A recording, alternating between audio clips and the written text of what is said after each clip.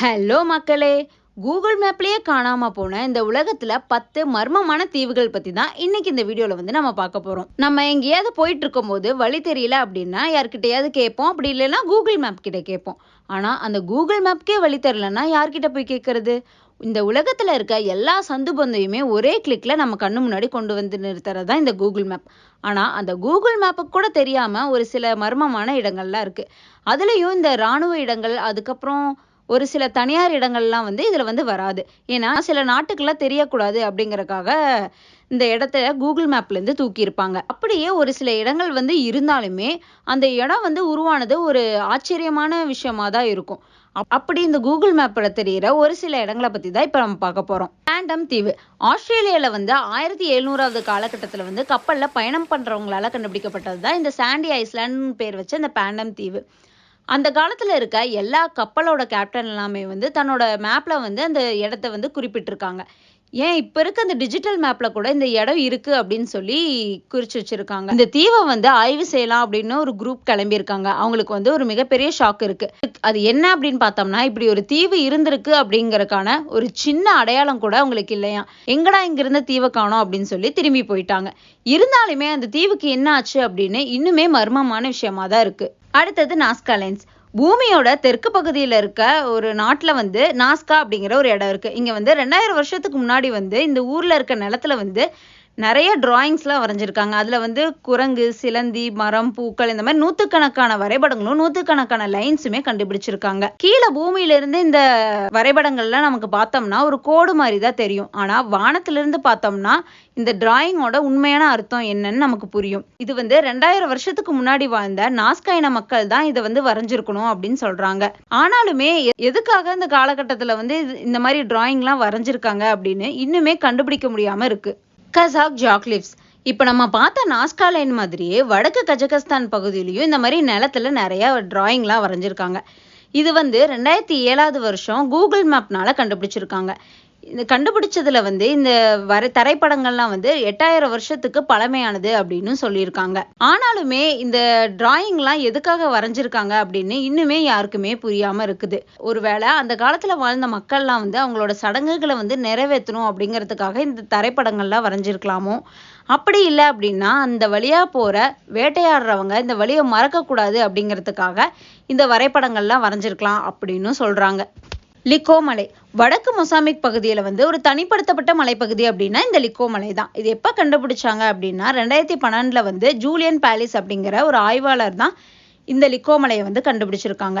அதுக்கு முன்னாடியே பக்கத்துல இருக்க கிராம மக்களுக்கு இப்படி ஒரு மலை இருக்குன்னு தெரிஞ்சிருந்தாலுமே இந்த ஆய்வாளர் வந்து அந்த மலைக்கு போயிட்டு வந்ததுக்கு அப்புறம் அவர் பார்த்த விஷயங்கள் எல்லாம் சொன்னதுக்கு அப்புறமா தான் இப்படி ஒரு மலை இருக்கு அப்படின்னு சொல்லி எல்லாருக்குமே தெரிய வருது. இவரு ஃபர்ஸ்ட் கூகுள் மேப்ல தான் இந்த மலையை வந்து பார்த்திருக்காரு. இப்படி ஒரு மலை இருக்கு அப்படின்னு சொல்லி பார்த்திருக்காரு. அதுக்கப்புறமா தான் தன்னோட குரூப்பை எல்லாம் கூட்டிட்டு இங்க வந்து ஆய்வு செய்யலாம் அப்படின்னு சொல்லி போயிருக்காரு. அதுக்கப்புறமா தான் தெரியுது இந்த இடம் வந்து மனுஷங்க தொந்தரவே இல்லாம ஒரு தனி உலகமா இந்த மலை வந்து இயங்கிட்டு வருதுன்னு சொல்றாரு. இந்த மலையில வந்து புது வகையான பட்டாம்பூச்சிகளும் விலங்குகளும் இருக்குன்னு சொல்றாரு. அது மட்டும் இல்லாம எனக்கு முன்னாடியே வந்து மனுஷங்க வந்து வந்துட்டு போயிருக்காங்க. அவங்க வந்துட்டு போனதுக்கான தடயமும் அங்க உடைஞ்ச நிறைய பானைகளும் இருக்குன்னு சொல்லியிருக்காரு. அமெரிக்க கடற்படை தளவாடம். தெற்கு கலிபோர்னியால வந்து கடற்படை தளவாடம்னு ஒண்ணு இருக்கு. இது வந்து ஹிட்லரோட சின்னமான ஸ்வஸ்திக் வடிவுல 2007ல வந்து இந்த பில்டிங் வந்து கட்டியிருக்காங்க.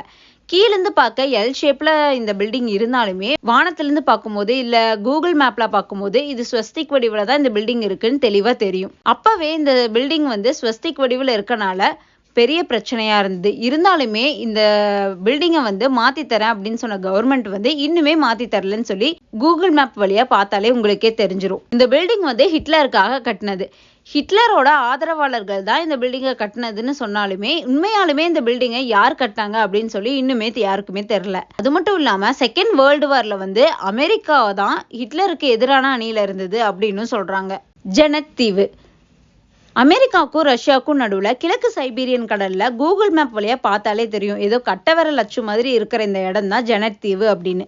1881ல வந்து இந்த தீவுல வந்து அமெரிக்க கப்பல் ஜெனட் அப்படிங்கிற அமெரிக்க கப்பல் வந்து இந்த தீவுல வந்து மாட்டிக்கிச்சு. அதனாலதான் இந்த கப்பலோட பேரையே இந்த தீவுக்கும் வச்சிருக்காங்க. இந்த தீவு வந்து ரஷ்யாவுக்கு சொந்தமா இல்ல அமெரிக்காவுக்கு சொந்தமா அப்படின்னு இப்ப வரைக்கும் பஞ்சாயத்து பல நாளா நடந்துட்டு வந்துட்டு இருக்கு. இதனாலதான் என்னவோ இந்த தீவு வந்து சரியாவே எந்த மேப்லயுமே தெரிய மாட்டேங்குதுன்னு சொல்றாங்க. இப்ப வரைக்கும் ஒரு மர்மமான தீவா இந்த ஜெனட் தீவும் இருந்து வருது. அஸ்டாக் ஒயாசிஸ். ஜோர்டன் அப்படிங்கிற ஊர்ல அஸ்டாக் ஒயாசிஸ் அப்படிங்கிற ஒரு பிளேஸ் இருக்கு. இந்த இடத்த யாரு ஃபர்ஸ்ட் கண்டுபிடிச்சாங்க அப்படின்னா பெர்சி மிட்லாண்ட் அப்படிங்கிற பிரிட்டிஷ் விமானப்படை அதிகாரி தான் 1927 வந்து இந்த இடத்த வந்து கண்டுபிடிச்சிருக்காரு. இந்த பாறையெல்லாம் இந்த மாதிரி வட்ட வடிவுல இருக்கனால அந்த இடத்துல இருக்க பழங்குடியின மக்கள்லாம் வந்து இந்த பாறையெல்லாம் வந்து கடவுளால மட்டும்தான் இந்த மாதிரி வட்ட வடிவுல இருக்கு அப்படின்னு சொல்லி நம்பிட்டு இருக்காங்க. ஆனா இந்த பாறையெல்லாம் வந்து 8500 வருஷத்துக்கு பழமையானதுன்னு சொல்றாங்க. அதுலயும் இந்த பாறையெல்லாம் வந்து பல கிலோமீட்டர் தூரத்துல இருந்து கொண்டு வரப்பட்டிருக்குன்னு சொல்றாங்க. முருரோ தீவு. தெற்கு பசிபிக் கடற்பகுதியில வந்து பல வருஷமா பிரான்ஸ் கவர்மெண்ட் வந்து நியூக்ளியர் வெப்பன்ஸ்லாம் வந்து இந்த முருரோ அப்படிங்கிற தீவுல தான் பயன்படுத்திட்டு வந்துட்டு இருக்காங்க. 1966 இருந்து 1996 வரைக்கும் 193 நியூக்ளியர் வெப்பன்லாம் இங்க செஞ்சிருக்காங்க. அதுக்கப்புறமா அந்த பகுதியில இருக்க மக்களுக்கு வந்து இடையூறா இருக்கிறதுனால இவங்க அணு ஆயுதங்கள்லாம் செய்யறத நிறுத்திட்டாங்க. இப்ப இருந்து இந்த இடம் வந்து மக்கள் வந்து வாழ்றதுக்கு தடை செய்யப்பட்ட பகுதியாகவும் இந்த பிரான்ஸ் நாட்டோட ராணுவம் வந்து இந்த இடத்த வந்து இப்ப வரைக்கும் பாதுகாத்துட்டு வந்துட்டு இருக்காங்க. இது வந்து ஒரு ரகசியமான இடம் அப்படிங்கறதுனால இந்த முருரோ தீவோட பாதி இடம் மட்டும்தான் மேப்ல காட்டியிருக்காங்க. இன்னும் பாதி இடம் வந்து எந்த மேப்லயுமே கிடைக்கல அப்படின்னு சொல்றாங்க. சட்சே தீவு. 1963 இருந்து தொடர்ந்து 3 வருஷமா விடாம வெடிச்சிட்டு இருக்க இந்த எரிமலை குழம்புனால உருவானதுதான் இந்த சட்சே தீவு. கிட்டத்தட்ட இது 2.7 சதுர கிலோமீட்டர் அளவுக்கு வளர்ந்து நிக்குது. நம்ம வாழ்ந்துட்டு இருக்க இந்த காலகட்டத்துல இருக்க எரிமலைகளை விட ரொம்ப ரொம்ப சின்ன எரிமலை வெடிப்புனால உருவானதுதான் இந்த தீவு. அதனாலேயே இந்த தீவுல இருக்க பல உயிரினங்கள்லாம் வந்து வித்தியாசமா இருக்குன்னு சொல்றாங்க. கோபி பாலைவனம். சீனாவுல இருக்க இந்த பாலைவனத்துல இருக்க மணல் பரப்புல வந்து வித்தியாசமான வட்ட வடிவிலையும் சதுர வடிவிலையும் மணல்கள் எல்லாம் அமைஞ்சிட்டு வருதுன்னு சொல்றாங்க. அது மட்டும் இல்லாம இந்த 2 ஷேப்லயுமே திடீர்னு அங்கங்க உருவாகிட்டு வருதுன்னு சொல்றாங்க. இது எல்லாமே வந்து சீனால இருக்க ராணுவ வீரர்கள் வந்து பயன்படுத்தின ஒரு இடமா இருக்கலாம் அப்படின்னு சொல்றாங்க. ஆனாலுமே இதோட உண்மையான காரணம் என்ன, எதனால இந்த மாதிரி ஷேப்ல வருது இந்த மணல்லாம் அப்படின்னு இன்னுமே தெரியாத ஒரு மர்மமான இடமாவே இதுவும் இருக்கு.